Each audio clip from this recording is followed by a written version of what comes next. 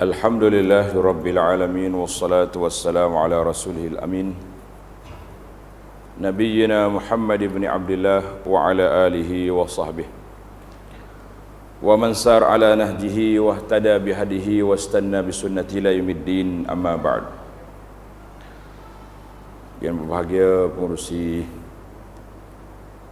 majlis, pengurusi Jan Aliyan Taqwa Surau As-Siddiq, muslimin dan muslimat sekalian, Assalamualaikum warahmatullahi wabarakatuh. Alhamdulillah, kita panjatkan kesyukuran kepada Allah Azza wa Jalla kerana sentiasa mencurahkan limpah kurnianya kepada kita dengan berbagai-bagai nikmat yang tidak terhitung dan tidak terhingga. Sebagai seorang yang beriman kepada Allah Azza wa Jalla, kita menunaikan salat yang fardu dan juga yang sunat. Biasanya di akhir salat kita akan berdoa dengan doa yang selalu dibaca oleh Nabi sallallahu alaihi wasallam, ya muqallibal qulub tsabbit qalbi ala dini. Wahai Tuhan yang membolak-balikkan hati, tetapkan hatiku di atas agama Engkau. Maka daripada penelitian di sini, hadis ini, ada sahabat yang bertanya Nabi sallallahu alaihi wasallam. Dia kata, wahai Rasulullah, kenapa kami tengok Rasulullah banyak baca doa ni? Kenapa? Jadi Nabi sallallahu alaihi wasallam telah memberi penjelasan bahawa memandangkan hati manusia ini mudah berbolak-balik, terumbang-ambing. Dia boleh bertukar 4-5 kali satu hari pandangan dia. Maka kita minta dengan Allah Azza wa Jalla, kalau hati kita berfikir apa benda pun, janganlah dia bertukar daripada duduk di atas landasan beriman, landasan agama Allah Azza wa Jalla. Maka dari bertitik tolak dari sini, para ulama telah mengkaji tentang hati dan penjagaannya. Sebab apa? Kerana beberapa sebab yang besar. Yang pertama, disebut dengan nama hati itu adalah merupakan raja bagi segala anggota. Semua anggota kita ni bekerja hasil daripada keizinan yang diberi oleh hati. Jadi ibarat kata hati itu menara kawalan. Dia izin je jadi, kata izin tak jadi. Kemudian yang kedua, hati adalah merupakan matlamat, target bagi dua pihak. Bagi pihak malaikat yang nak ajak kita buat kebaikan, dan bagi pihak syaitan yang nak merusakkan kita. Yang ketiga, bersihnya hati menjadi syarat seorang itu dapat masuk dalam syurga Allah Azza wa Jalla. Yang keempat, hati adalah merupakan tempat tilikan Allah Azza wa Jalla. Sebagaimana dalam hadis, innallaha la yanzuru ila suwarikum wa amwalikum, Allah Ta'ala tidak tengok kepada rupa kamu dan harta benda. Wa in lalakin innama yanzuru ila a'malikum wa qulubikum, Allah Ta'ala tengok kepada amalan kita dan juga hati kita. Itu di antara sebab-sebab yang disebut oleh para ulama mengapa kita wajib menjaga dan menggilap hati kita supaya mantap, tidak berbolak-balik dan tidak diganggu gugat oleh syaitan. Inna syaitana lakum aduun fattakhizuhu aduwa. Sebab yang kelima, para ulama mengatakan an-nafi'ul wahid wa al-wahid, maknanya satu-satunya yang boleh menyelamatkan kita di akhirat, iaitulah apabila kita boleh bawa hati yang sejahtera. Dalam Al-Quranul Karim, surah Asy-Syu'ara, Tuan-tuan yang ada nota atau tanda, surah Asy-Syu'ara ayat 88 dan 89. A'udzubillahi minasyaitonir rajim. Yauma la yanfa'u malun wala banun illa man atallaha biqalbin salim. Yauma la yanfa'u malun wala banun. Allah kata pada hari, iaitulah hari kiamat, yang tidak memberi manfaat lagi harta benda dan anak pinak. Pada waktu itu, apa yang kita bawa tidak memberi manfaat kepada kita, illa man atallaha biqalbin salim, kecuali orang yang datang bertemu Allah dengan hati yang sejahtera. Jadi bila kita sebut tentang al-qalbus salim, hati yang sejahtera itu apa benda? Jadi hati yang sejahtera yang kita nak bawa bertemu Allah Azza wa Jalla telah didefinisikan oleh para ulama. Yang pertama, al-qalbus salim, iaitulah hati yang sejahtera, yang selamat dia daripada syirik. Itu yang paling besar. Kalau hati itu masih lagi syirik terhadap Allah Azza wa Jalla, maka tidak ada harapan. Kemudian selamat dia, sejahtera dia daripada al-ghilli wal hiqdi wal hasad, daripada hasad dengki, dendam kesumat, daripada sifat bakhil, wal kibri, sifat takabur, hubbud dunia war riyasah, terlalu cinta kepada dunia dan cinta kepada pangkat. Itu beberapa contoh. Maknanya penyakit-penyakit batin, hasad, dengki, takabur, ujub, itu semua dia panggil nama-nama yang disebut oleh para ulama di dalam kitab-kitab mereka tentang penyakit hati. Jadi orang yang datang dengan hati dia bebas daripada penyakit-penyakit tersebut, itu dia panggil hati yang qalbun salim. Kemudian makna yang kedua al-qalbus salim, sebagaimana tafsir ayat 89 menafsirkan ayat 88, yauma la yanfa'u malun wala banun. Hari yang tidak memberi manfaat lagi harta benda dengan anak pinak.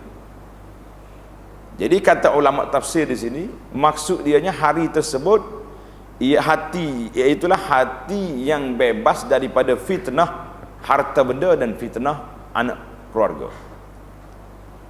Artinya orang yang datang bertemu Allah dari sudut amalan hatinya baik, dari sudut amalan-amalan yang zahirnya juga selamat, iaitulah dia bebas daripada perangkap-perangkap syaitan melalui harta benda.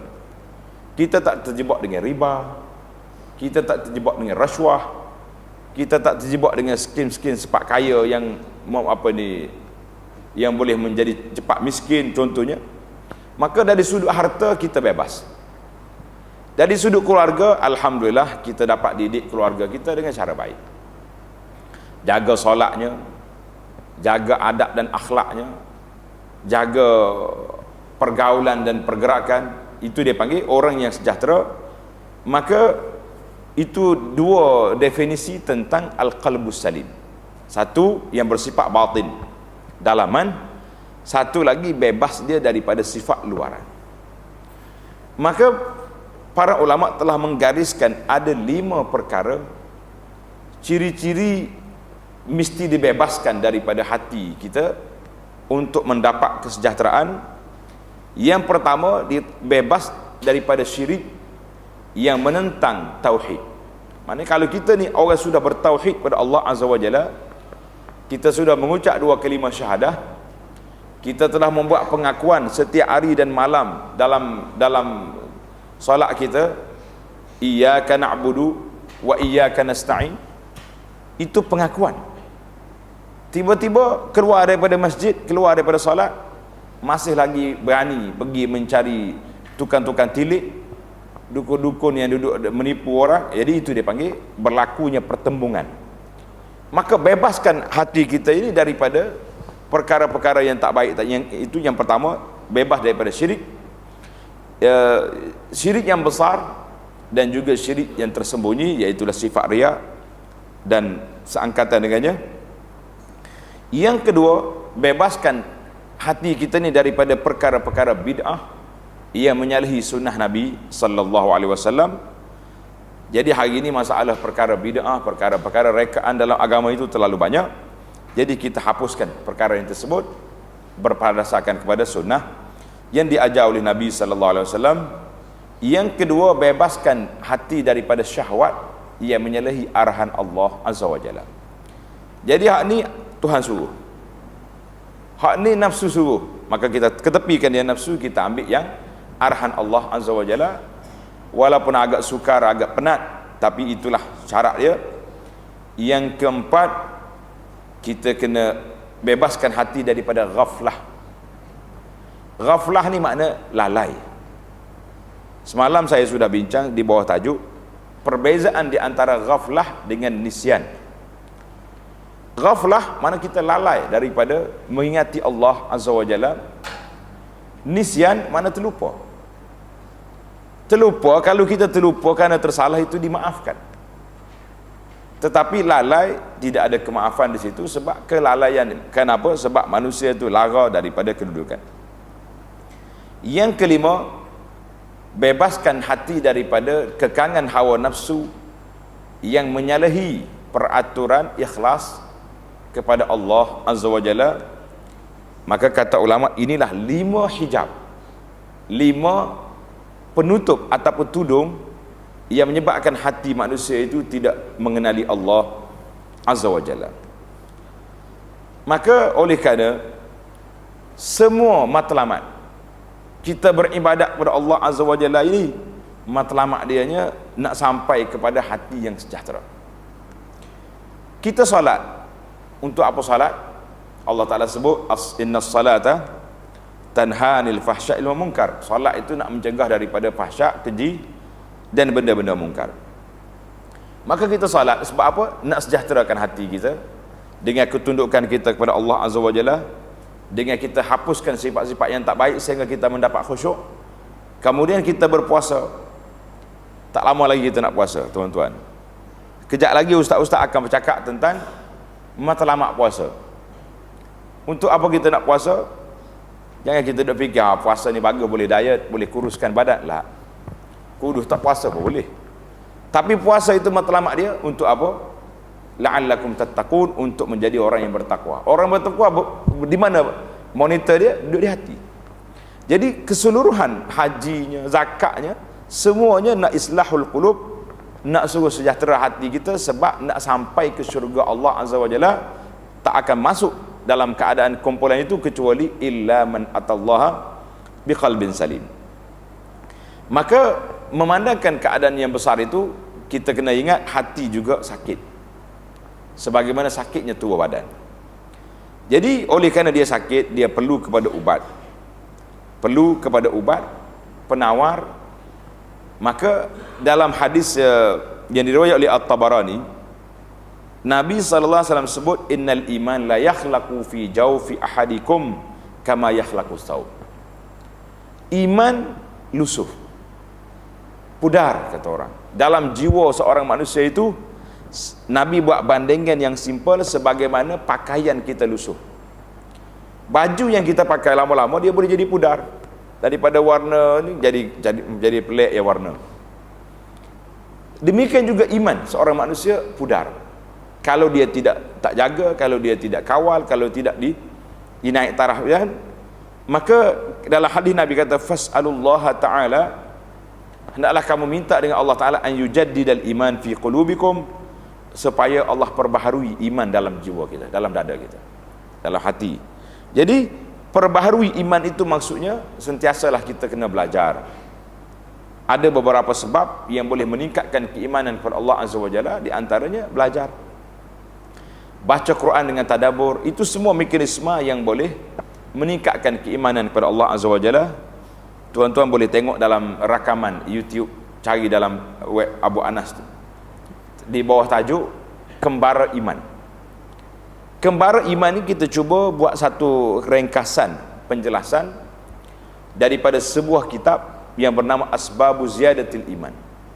Sebab-sebab yang boleh meningkatkan keimanan dan juga sebab yang boleh melemahkan iman. Jadi ini sangat penting. Dalam ayat Al-Quran surah Qaf, Allah sebut hadza ma tu'aduna likulli awwabin hafiz. Inilah yang dijanjikan bagi setiap orang yang awab, orang yang kembali kepada Allah Ta'ala dan menjaga diri dia. Man khasyar rahmana bil ghaib, siapa dia takut pada Allah dalam keadaan ghaib. Maknanya kita takut bukan kerana orang tengok, tapi kita takut sebab Allah Ta'ala tengok. Jadi ada setengah makhluk ni orang tengok je dia takutnya. Kenapa tak ambil rasuah tu? Ada SPRM. Nah, takut itu. Tapi kalau tak ada SPRM, boleh ambil. Di mana Tuhan SPRM? Jadi itu naknya khasyar rahman. Kita berbeza dengan khauf dengan khasyah. Khauf kita takut. Takut seperti kita takut pada ular. Oh, ada ular, lari kita. Tapi kalau dia tak ada, tak takut. Khasyah ni takut dan gementar kita dengan Allah Azza wa Jalla, sebab Allah Ta'ala tidak tidur, Allah Ta'ala tidak lupa, Allah Ta'ala sentiasa muraqabah. Ini dia panggil ilmu. Inilah ilmu yang perlu kita gelak di saat akhir ini. Sebab apa? Kehilangan ilmu inilah punca segala kerusakan. Maka dalam Al-Quran kata, man khasyar rahmana bil ghaib wa jaa biqalbin munib. Orang ni datang bertemu Allah Ta'ala dengan hati yang munib, hati yang banyak kembali kepada Allah Azza wa Jalla. Jadi tadi saya ini surah Qaf ayat 32-33. Ayat yang pertama tadi surah Asy-Syu'ara 88-89, Tuhan kata man illa man atallaha biqalbin salim. Orang yang datang dengan hati salim, sejahtera. Yang ni wajaa biqalbin munib. Dia datang dengan hati yang sejahtera, yang kembali kepada Allah. Maka kata ulama tafsir, seolah makna dua ayat ini mesti dikembarkan. Seolah-olah Allah Ta'ala sebut kepada kita, wahai hambaku, i'tini biqalbin salim, bawa kepada aku hati sejahtera, bawa hati. Waji'ni biqalbin, kamu mari dengan hati yang kembali kepada Allah Azza wa Jalla. Jadi Tuhan nak tengok kita, bawa kita kemukakan kepada Allah Azza wa Jalla dengan hati yang salim. Kemudian kita sendiri pergi kepada Allah Ta'ala dengan hati yang munib, mana hati yang kembali kepada Allah Azza wa Jalla. Ketika itu kita akan mendapat kelepasan dan bebas kita daripada azab Allah, dan kita akan mendapat keredaan Allah Azza wa Jalla. Maka yang kita bimbang, yang kita takut, ayat yang berikut ini, ayat suratul A'raf ayat 179. وَلَقَدْ ذَرَأْنَا لِجَهَنَّمَ كَثِيرًا مِنَ الْجِنِّ وَالْإِنسِ لَهُمْ قُلُوبٌ لَا يَفْقَهُونَ بِهَا. Tengok Allah kata apa? وَلَقَدْ ذَرَأْنَا, sesungguhnya kami akan penuhkan neraka Jahannam كَثِيرًا مِنَ الْجِنِّ وَالْإِنسِ, ramai di kalangan manusia, jin dan manusia. Nas'alullah salamah. Kita minta selamat dengan Allah Azza wa Jalla. Sebab apa mereka nak jadi penghuni neraka Jahannam? Lahum qulub, mereka ada hati. Tapi hati mana? Hati salim? Tak. Hati qalbun munib? Tidak. La yafqahun, al-qalbu al-ghafil, hati yang tidak sedar, hati yang tak tahu apa-apa. Maka hati ini menjadi penghuni neraka, wal-iyazubillah. Jawabnya dua hati ahli syurga, satu ke neraka, wal-iyazubillah. Maka di sinilah kata para ulama buat kesimpulan, kedudukan seorang hamba dalam kubur itu sepertilah keadaan hati dalam dada. Hati dalam dada, ketika kita tenang, ketika kita rileks, kita makan pun lalu, betul?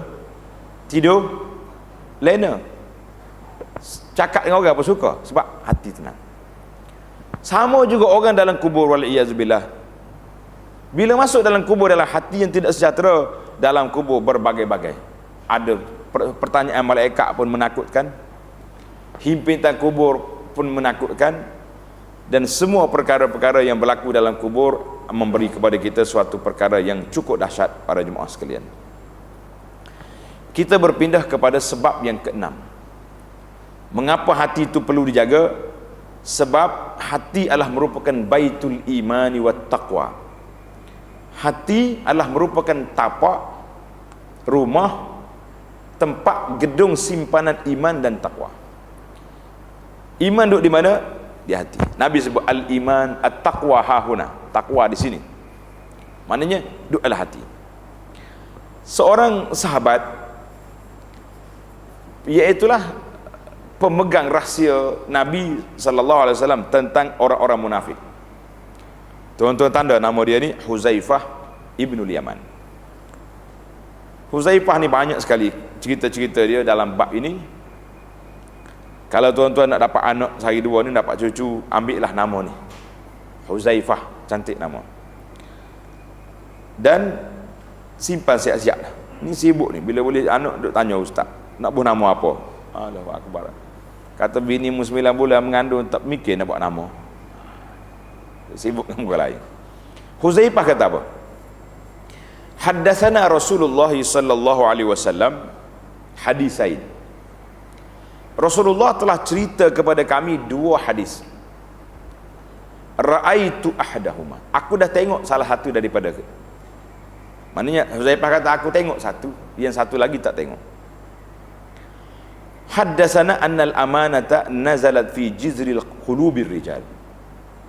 Nabi menceritakan bahawa amanah. Amanah di sini kata di para ulama iaitulah iman. Amanah huna hiyal iman.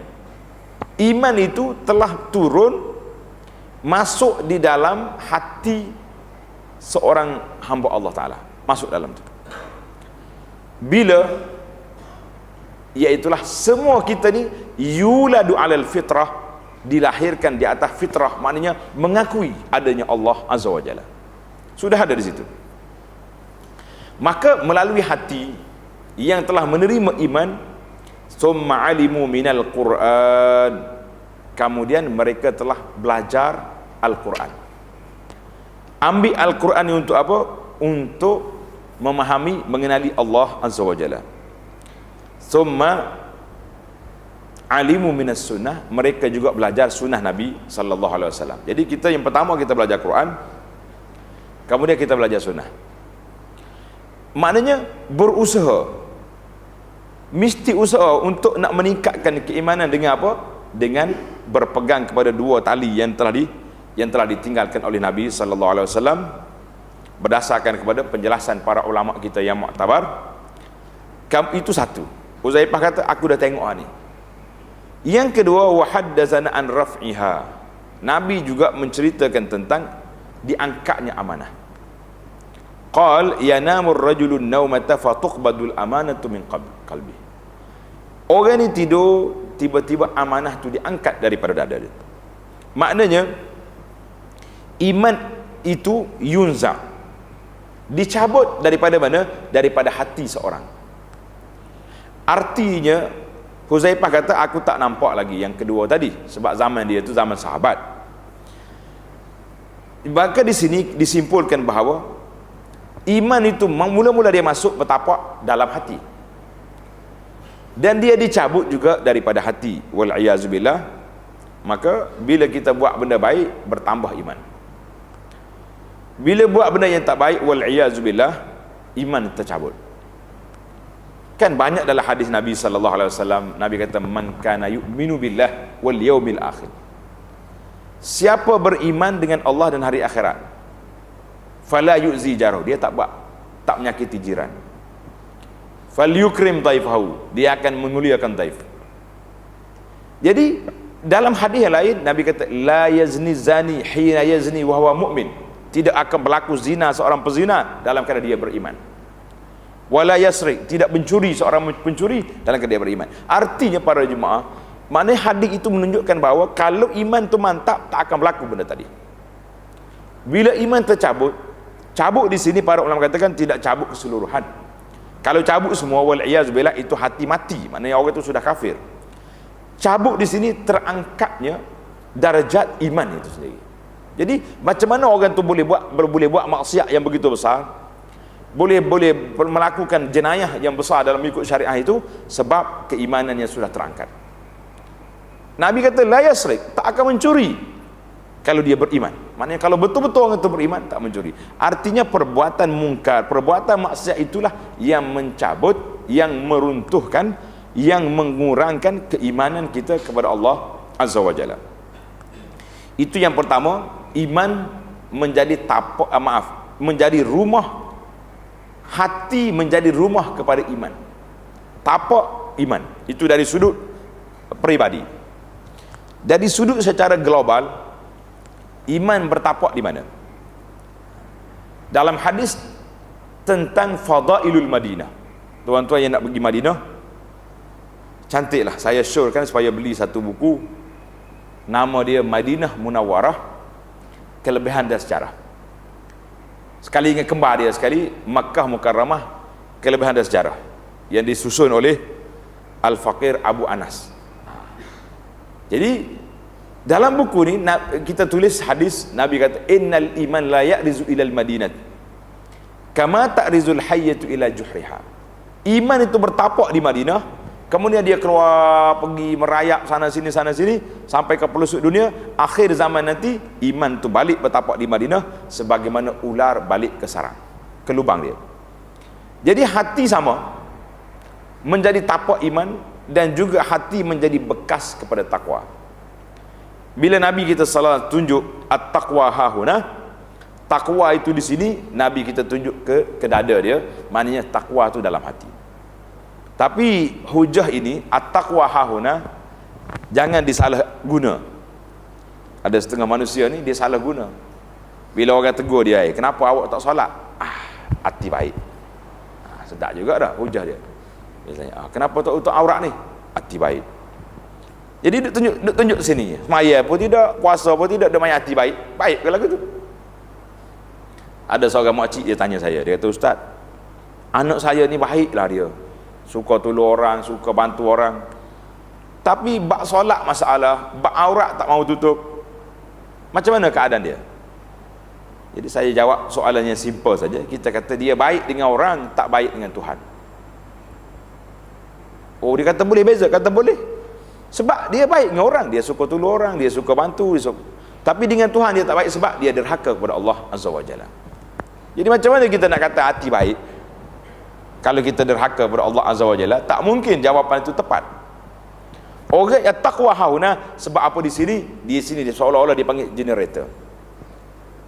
Kalau elektrik kita ni, punca api itu mari daripada mana?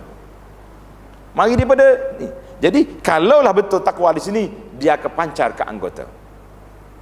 Sebab itulah iman duduk bertapak dalam hati, tetapi mana cahaya dia? Maka ulama kita mengatakan iman itu mesti lengkap dengan 3 komponen. Kata dengan lidah, tasdik dengan hati. Jadi kalau setakat tasdik dengan hati saja, saya beriman adalah hati penuh dada, tapi solatnya tidak, apa pun tidak, macam mana kita nak kata dia beriman? Mana tanda awak beriman? Tak ada tanda. Kif kita nak terima orang yang tak ada tanda? Ini satu benda ajaib berlaku. Maka dia mesti ada amal dengan anggota, dia panggil al-amalu bil arkan atau bil jawarih. Amal dengan anggota inilah yang menjadi mercu tanda, parameter tingkatan mana keimanan kita kepada Allah Azza wa Jalla. Lagi kuat kita beribadat, mendekatkan diri kepada Allah Azza wa Jalla, maka ketika itu tingkatan iman makin mantap. Sebab yang ketujuh untuk menjaga hati ini dia panggil hasyasatul musab. Reput, dia mudah reput. Yang tadi rusak, yang ni reput. Kata di ulama, tubuh kita ni mudah sakit. Mudah sakit. Apabila tidak adanya, dia panggil ajhatul mana'ah. Yang dalam tubuh kita ni ada ketahanan diri. Awak panggil apa ni? Antibody yang kuat. Bila ada antibody mana'ah ni kuat, maka lambat kita nak sakit. Kalau antibody lemah, kena debu sikit, semua dah. Oh, asma dah rebah dah dia tu. Jadi itu dia panggil tak kuat. Sama juga dengan hati yang reput, yang bermasalah, yang tidak mempunyai antibody yang kuat, maka dia akan mudah terjebak dengan 2 perkara. Syaitan akan masuk melalui syubhat, dan dia akan masuk melalui syahwat. Dua punca pintu ini perlu kita tutup. Yang pertama, dia masuk melalui syahwat. Syahwat ni duduk dalam jiwa manusia, kehendak nafsu. Nak keseronokan, nak kesukaan, nak tu nak ni, itu dipanggil benda syahwat. Jadi bila ikut syahwat terlalu tinggi, terjebaklah kita dengan maksiat. Saya ada dah rumah tu, tapi baru 3 bilik, nak yang 7 bilik macam kawan sebelah. Kereta ada dah, tapi nak yang besar lagi. Akhir kali pergi berhutang, akhir sekali pergi ambil riba, akhir sekali. Maka punca kerusakan mari daripada mana? Mari daripada syahwat. Satu lagi punca kerusakan mari daripada syubhat. Syubhat ini keraguan yang ditimbul oleh syaitan ke dalam hati manusia. Syaitan dia akan mari bercakap dengan kita. Dia tanya, dialog. Dia kata dunia besar ni siapa buat? Kita akan jawab Allah. Dia akan jawab Allah. Langit siapa buat? Allah. Bumi, semua kita akan jawab Allah. Sebagai seorang beriman, kita akan jawab dengan jawapan yang satu. Mantap. Dia attack lagi. Akhir sekali dia kata, kalau semua Allah buat, siapa buat Allah? Ini permainan syaitan. Dia kata Allah Ta'ala buat semua benda, siapa pula buat Tuhan? Ini perangkap. Bila sampai di sini, Nabi kita sallallahu alaihi wasallam ajar, bila sampai di sini teruskan ta'awuz, minta berlindung kepada Allah. Auzubillahi minasyaitan. Ini sudah mari daripada syaitan. Jadi syaitan masuk sikit-sikit. Tuan-tuan perlu dengar lagi cerita orang dulu solat, sekarang tak solat. Dengar dah? Sini tak dengar lagi. Ada seorang dah telefon saya daripada Johor, dia duduk di Johor dia. Johor ni orang kuat-kuat belakang situ. Dia telefon. Dia kata, Ustaz, mau tanya. Saya kata, apa benda? Dia kata, saya dulu solat, sekarang tak solat. Kata ajaib. Biasa orang dulu masa muda-muda dulu tak solat. Dah tua sikit ni, solat lah kan? Insaf. Dia terbalik. Saya kata, kenapa? Kenapa tak solat? Dia kata, saya baru jumpa seorang guru mursyid, guru yang hebat. Dia ajar kepada saya, kalau tak kenal Tuhan, tak kenal diri, tak kenal Tuhan. Bila tak kenal Tuhan, macam mana kita nak solat? Kita sembah benda yang kita tak kenal. Hebat. Dengar ayat tu macam ahli tasawuf yang hebat, yang tinggi. Ahli tarekat makrifat dah dia. Jadi itu dipanggil permainan syaitan. Dia masuk attack sikit. Berapa lama dah tak solat?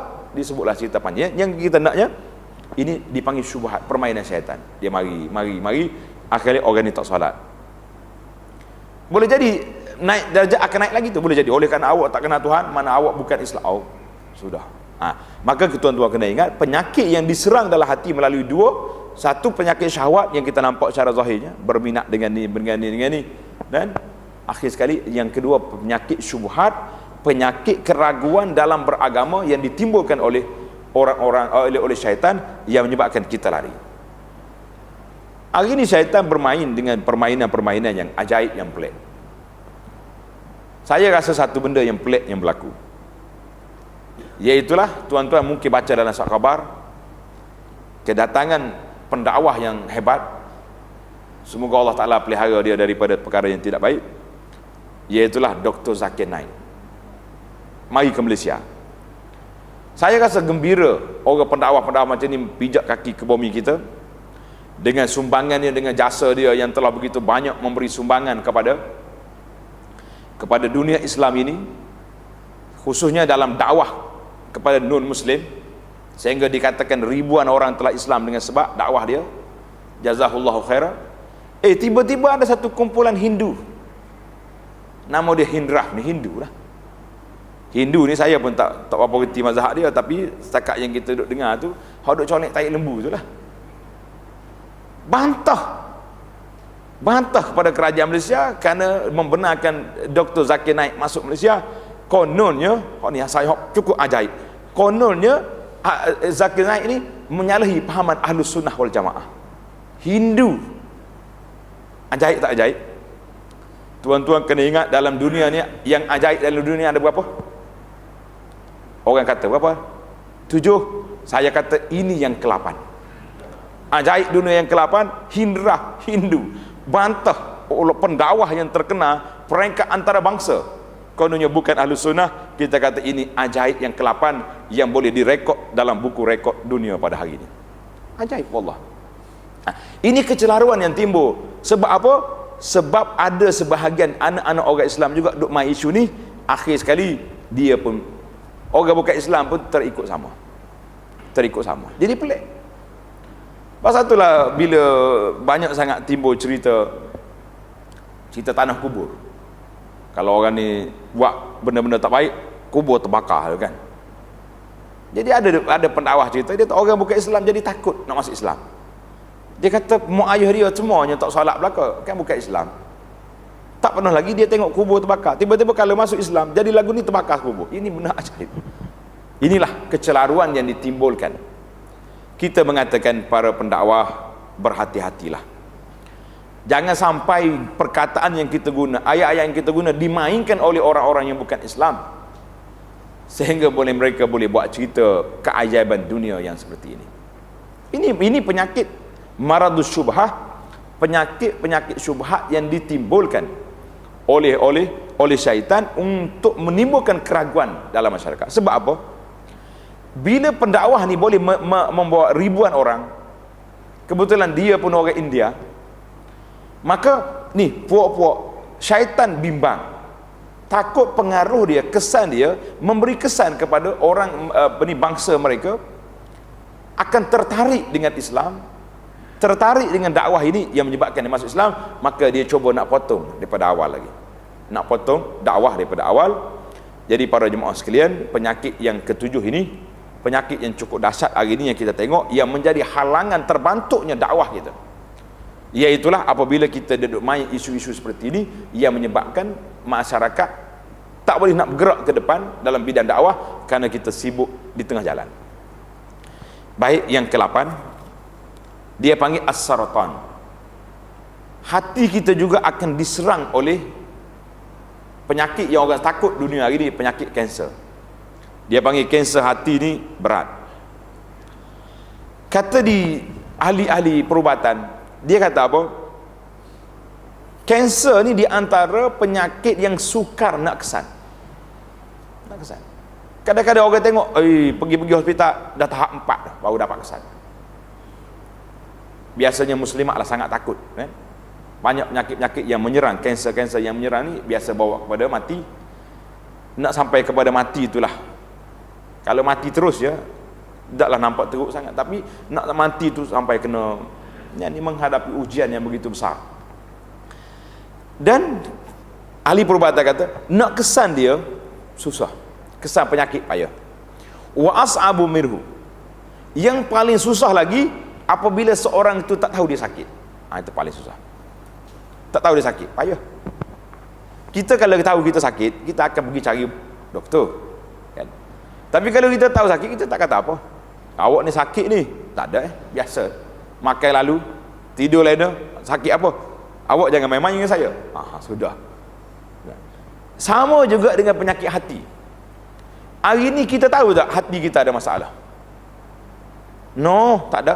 Saya sihat walafiat, hati qalbun salim. Qalbun salim.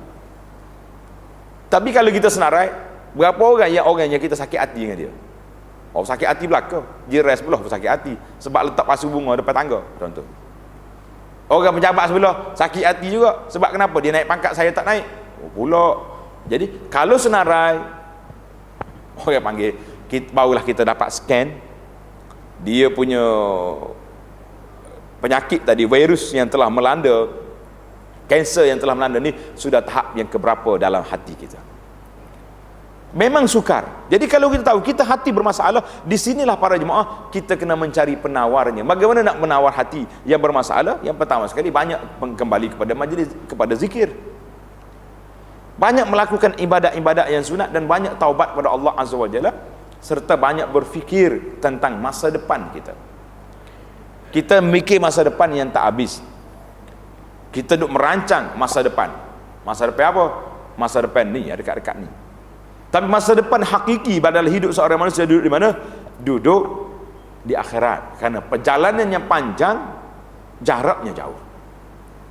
Itu masa depan yang kita duk mikir hari ni. Segala benda, anak baru beranak 15 hari sudah boleh masuk masa depan dah, bayar dia punya takaful siap-siap dah.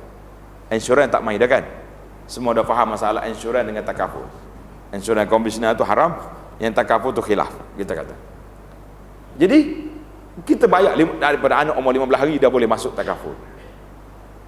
Bagaimana kita nak takaful anak kita supaya selamat daripada api neraka? Itu yang patutnya. Maka orang yang tak tahu dia berpenyakit, itu masalah. Kata di para ulama, yang paling susah sekali annahu la yadri. Orang yang tahu dia tak tahu, dia akan pergi belajar. Senang. Macam kita ni, kita kata saya ni tak pandai, saya ni tak tahu, kita akan belajar. Alhamdulillah boleh cari jawapan. Kalau dia tahu dia tak tahu, dia akan belajar. Kalau dia tahu dia akan mengajar. Saya ni ada ilmu sikit-sikit, bolehlah saya mengajar setakat ni, tapi bidang yang saya belajar dalam bidang fiqh contohnya. Kalau orang mari tanya dalam bab tafsir, dalam bab yang tinggi-tinggi, tu suruh jawab lah, bukan bidang kita contoh. Ini masalah hari ni nak rempuh belaka. Macam dia tu grand mufti dunia ni, nak jawab belaka soalan orang. Maka timbul kecelaruan. Yang ketiga yang masalahnya annahu la yadri. Dia tak tahu. Tu pula. Dia tak tahu yang dia tu tak tahu. Tu susah. Kalau bercakap ni hebat, tapi orang tanya awak ambil mana, saya pun tak tahu juga ambil mana. Cakap macam orang tak sedar. Ini boleh kata bermasalah. Maka kata di para ulama, yang penyakit yang masalah itu iaitulah apabila kita sibuk dengan benda lain yang kita tidak sibuk nak merawat hati kita. Maka apabila hati telah berpenyakit yang begitu dahsyat, penyakit yang sudah besar, maka dia sudah tak sedar diri lagi. Kata di ahli-ahli sejarah, ahli bahasa kata apa? Mali jurhin bimayyitin ilam. Mali jurhin bimayyitin ilam. Orang yang mati itu tak sakit lagi ditoreh dia. Orang mati, kalau kita lukakan dia, bertepik dia, tak dah. Tukang mandi mayat ambil air, bong, masuk dalam hidung. Dia tak kata dah, lemah aku. Kalau bercakap lari, tukang mandi mayat dah. Kenapa lari tu? Bercakap pula mayat ni. Sudah. Jadi mali jurhin bimayyitin ilam, luka tak menyakitkan orang mati. Artinya kalau hati kita sudah mati, maksiat, segala pelanggaran tentang syarak tidak menyakitkan dia. Tapi kalau kita tengok maksiat masih lagi boleh astaghfirullah, inna lillahi wa inna ilaihi raji'un, membantah kita dengan hati bantah, dengan mulut bantah, merepek kita. Kalau tengok tengah jalan, tepi jalan, kita di atas kereta, kita duduk membebel atas kereta, itu mana ada lagi jiwa, hati masih bernafas, hati masih bernyawa. Tuan-tuan syukurlah kepada Allah Azza wa Jalla kerana kita masih lagi mempunyai hati. Yang kesembilan, yang boleh memberi penawar kepada hati kita ni siapa? Allah Azza wa Jalla. Tuhan saja boleh memberi penawar, kita hanya berusaha mencari. Allah Ta'ala sebut dalam suratul Hajj ayat 15, Man kana yazunnu an lan yansurahu Allahu fid dunya wal akhirah falyamdud bisababin ila as-sama'i thumma liyaqta' falyanzur hal yuzhiban kaiduhu ma yaghiz. Jadi bagi orang yang menyangka Allah Ta'ala tak beri pertolongan dari dunia ni, maka dia bawalah tali naik ke langit. Itu bandingan. Jadi dia tengok ada keperbuatan tadi boleh menghilangkan sakit hati dia. Jadi ayat ini tentang munafikin. Bila dia tengok Nabi dah berjaya, pengikut makin ramai, Islam makin berkembang, mereka sakit hati, tapi nak ubat, nak sakit hati tak akan hilang. Sama juga dengan kita para jemaah sekalian, kita hari ini memiliki hati. Kalau hati sakit, senang diubati kata orang. Bawa ke hospital, doktor tukar lain. Tidak, hati boleh tukar. Mana doktor sini? Hati boleh tukar. Kita hati kita ni kita kerak sebelah, bagi sedekah orang, boleh. Bukan untuk goreng. Dia kata boleh buat goreng, buat buka puasa, tak. Boleh ditampalkan hati yang sakit. Tapi sakit hati masalah. Sakit hati inilah yang kita tak tahu hari ni. Jadi sakit hati, macam mana kita nak hilangkan sakit hati ni? Iaitulah dengan kita kembali kepada Allah Azza wa Jalla. Seorang ulama nama dia Mutarrif bin Abdullah. Dia kata apa? Dia kata kalaulah kita ambil hati kita ni tak sebelah tangan, kita ambil segala kebaikan di tangan kanan, kita letak dekat dua ni, boleh tak masuk kebaikan dalam hati? Jawabnya tak akan masuk. Yang boleh memasukkan dia siapa? Allah Azza wa Jalla. Maka pasal itulah Nabi sebut tadi, fas'alullaha ta'ala an yujaddidal iman fi qulubikum. Nabi kata, kamu mintalah dengan Allah Azza wa Jalla supaya memperbaharui iman di dalam dada kamu. Jadi kalau kita boleh fikir hak ni, maka barulah kita rasa kita akan boleh menyelesaikan masalah. Yang ke-10 yang kita ambil, iaitulah hati ini dipanggil maudhi'ul inqilab, tempat yang paling cepat bertukar arah. Dipanggil tempat yang paling cepat bertukar arah, sehingga disebut dalam hadis Nabi sallallahu alaihi wasallam, Nabi kata, innama sumiyal qalbu min taqallubihi. Dinamakan hati itu kerana dia berubah-ubah. Ibarat seperti bulu ayam yang tergantung di tengah padang, maka dia akan ikut mana mari angin bawa sini pergi. Itu dia panggil hati.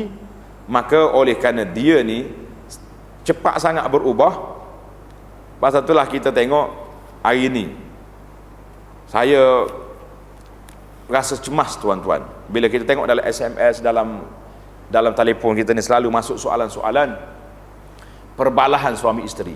Suami saya gini-gini, bantah sikit dia telah jatuhkan cerai kepada saya. Jatuh tak jatuh salah di rumah, kata di rumah kau, dalam kereta kau, dalam supermarket kau, kalau dia kata dia cerai lah. Jadi itu menunjukkan hati itu taqallub. Walahnya sebelum tadi 5 minit yang lepas duduk main I love you lagi. Nah, atas gambar tu bergerak hati dalam telefon kau bini. Tak lepas 5 minit jumpa depan, silap neka sikit dah cerai dah. Kadang-kadang bukan cerai 1, 3 dia bagi. Nasib baik ada 3 je cerai. Kalau ada 10 dia bagi 10. Lepas tu dia kelang kabut pula, macam mana ni ustaz, dah cerai tolak 3 dah. Jatuh dah, kata awak cari pasal buat apa? Pukul 12 malam telefon. Menangis ni ustaz, macam mana suami kata tidur lain-lain tempat. Dah jadi dah tu. Subhanallah. Ini permainan. Kita nampak bahawa hati itu taqallub. Maka para jemaah sekalian, bila Nabi bersabda, inna qulubal bani adam kulluha baina isbu'aini min asabi'ir rahman yuqallibuha kaifa yasha. Hati kita ni di bawah kuasa Allah Azza wa Jalla, dia boleh tukar bila-bila. Maka perbanyakkanlah doa yang selalu kita baca, ya muqallibal qulub sabbit qalbi ala dinik. Wahai Tuhan yang membawa balik hati, tetapkan hati kita di atas agama. Satu lagi doa yang patut tuan-tuan baca, Allahumma inni a'udzubika minal hauri ba'dal qaul. Mungkin yang ni jarang baca, tapi elok dibaca. Tulis, Allahumma inni a'udzubika minal hauri ba'dal qaul. Maksud dianya, ya Allah, tulis terjemahanlah senang. Tulis kau Arab pun bunyi muka lain pula kan. Ya Allah, aku minta berlindung denganmu daripada berpaling hati ni setelah mendapat hidayah dan istiqamah menjadi tak baik. Bimbang kita tuan-tuan, waktu pergi Mekah, Masya Allah, warak pukul 2 pagi pergi masjid, balik rumah pukul berapa pula pergi masjid. Kalau pergi azan tak apa lagi, ni azan pun tak pergi juga, itu masalah. Maknanya dia panggil al-haur ba'dal qaul, berpusing berpaling tada setelah mendapat hidayah. Itulah yang kita bimbang sangat-sangat hari ini. Kita takut kita ni menjadi manusia yang berlari daripada landasan yang telah diberikan oleh Allah Azza wa Jalla kepada kita. Hari ini kita beriman, alhamdulillah. Masa depan Allah Ta'ala yang maha mengetahui. Maka biarlah kita sentiasa cemas, takut apa? Bimbang, takut kita terkena penyakit yang dahsyat tadi. Terkena penyakit yang dahsyat, maka akan rusak, binasalah segala kehidupan kita. Jadi insya-Allah itu 10 penyakit, 10 sebab kenapa hati kita ni perlu dijaga, perlu digilap. Tuan-tuan muslimin dan muslimat, banyaklah mengikuti majlis-majlis ilmu, belajarlah apa yang diajar oleh Nabi sallallahu alaihi wasallam, dan ambillah zikir-zikir yang maksur yang telah ditinggalkan oleh Nabi sallallahu alaihi wasallam supaya kita selamat insya-Allah. Mudah-mudahan ada manfaatnya untuk menggilakkan hati kita untuk mendapat qalbun salim dan memiliki qalbun munib, 2 hati yang Allah Ta'ala minta untuk kita bawa bertemu dengan dia nanti insya-Allah. Jadi kita tak akhiri majlis kita dengan tasbih kafarah. Subhanakallahumma wa bihamdika asyhadu an la ilaha illa anta astaghfiruka wa atubu ilaih. Wa sallallahu ala nabiyyina Muhammad wa ala alihi wa sahbihi ajma'in walhamdulillahi rabbil alamin. Jadi kita solat dulu, lepas tu baru pergi